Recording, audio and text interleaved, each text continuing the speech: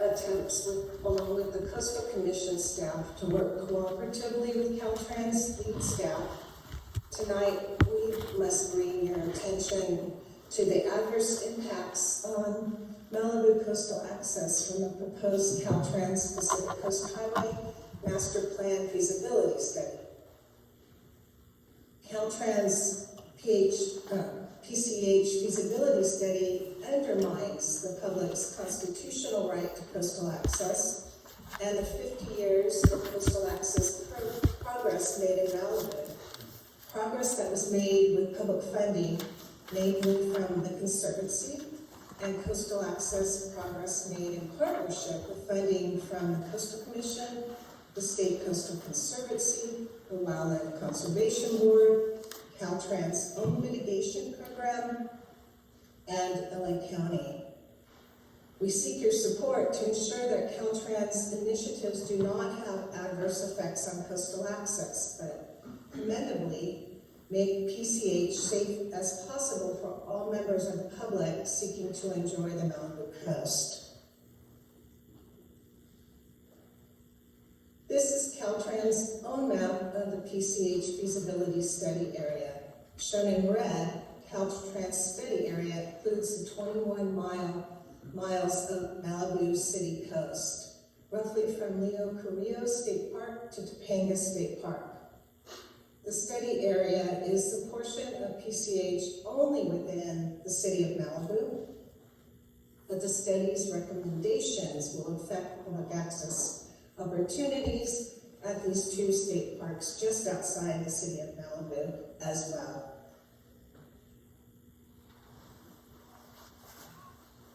Shown here is a quick view of the Malibu coastal access landscape, public ownership and management. The black line is CalTrans PCH study area. You can see the numerous public coastal access opportunities that exist along the 21-mile City of Malibu coastline, owned and are managed by public agencies at every level of government, federal, state, regional, and local.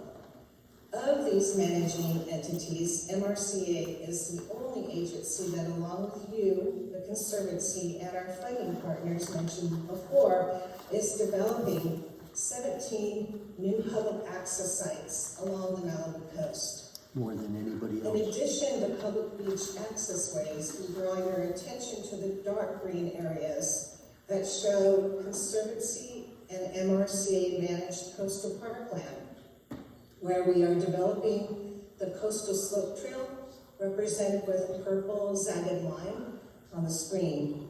Recent acquisitions and trailhead improvements will support the 73-plus mile coastal slope trail that is part of the California Coastal Trail and facilitate public access to 3 low-cost overnight campgrounds, the only public campgrounds in the city of Malibu.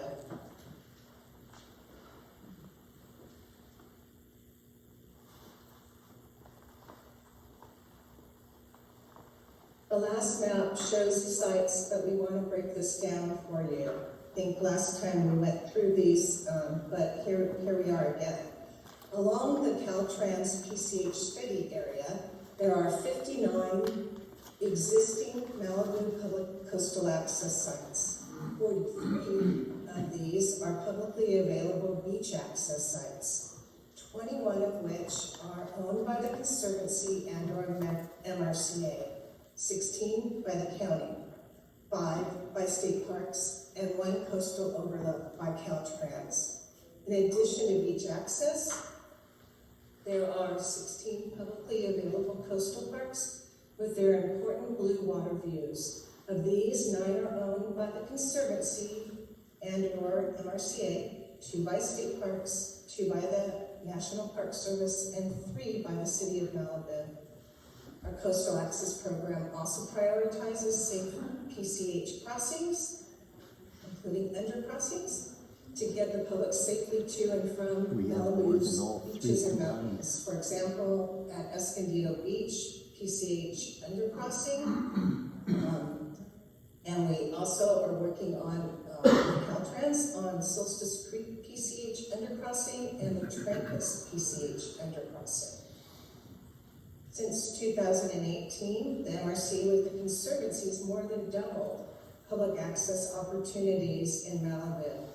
The Coastal Access Program has also acquired approximately 660 acres of beaches and coastal parkland during the past 6 years to facilitate both the Coastal Slope Trail and its blue water views as well as beach access. And the Coastal Access Program expects to open 17 new beach opportunities, public beach opportunities in the next 3 years for at least 36 public coastal access sites by 2027. Some are expected through Coastal Act enforcement by the Coastal Commission, some through MRC Coastal Conservancy Partnership and the Malibu Access Public Works Plan, and 2 from the Safe PCH undercrossings that I just mentioned. We also recognize the importance of, lifting some of the barriers we find to coastal access, such as preserving and expanding public parking.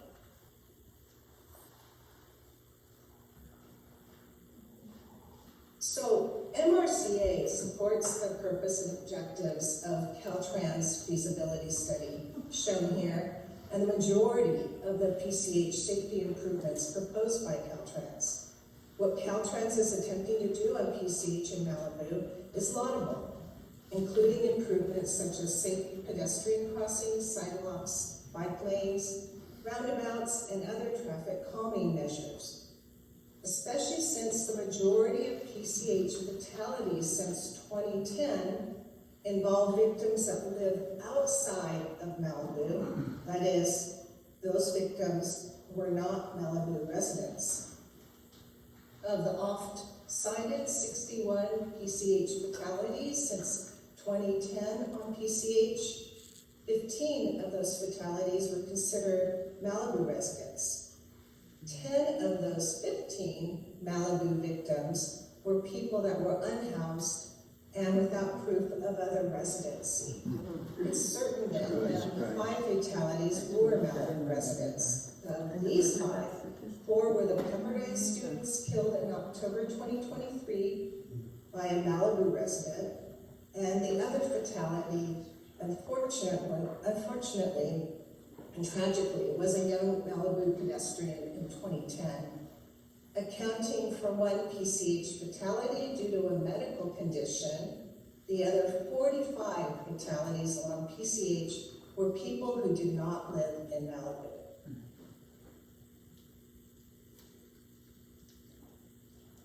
Moving to the next slide, we want to recognize that CalTrans proposals will create a safe PCH.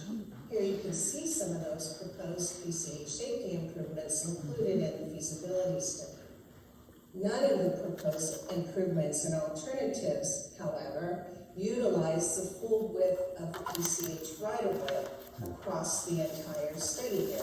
That's the 21 miles of the coast. Most new CalTrans proposals will create a safer PCH, but at the expense of public coastal access. CalTrans proposes to eliminate a whopping 17.5 miles, 17 and a half miles of that 21-mile coast of existing public parking on PCH in some form. This would have direct implications for the 15 million coastal visitors per year to Malibu that rely exclusively on the availability of existing public parking on PCH.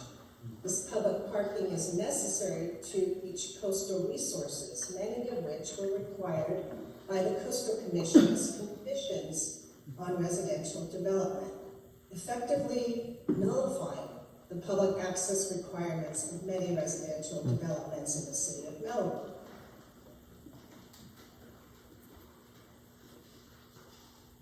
In our meetings with CalTrans staff to discuss the flaws in the current feasibility study, CalTrans states that it must publish the draft study before the end of 2024, despite acknowledging that it does not have all the necessary facts to inform its study. While we understand and appreciate the Caltrans need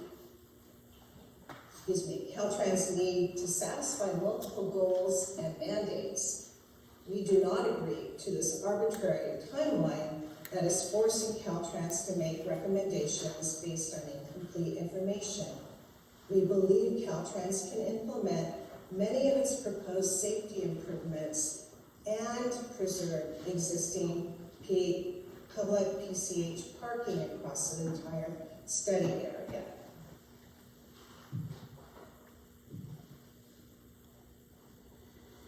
That's if, to provide a safe PCH and preserve existing public access, Caltrans addresses these 9 points.